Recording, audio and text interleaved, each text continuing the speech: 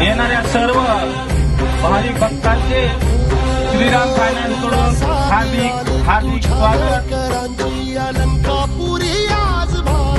या ठिकाणी श्रीराम फायनान्स कडून अल्प उपहाराचे आयोजन करण्यात आले आहे। तरी या अल्प उपहाराचा सर्व भाविक भक्तांनी आस्वाद घ्यावा ही नम्र विनंती।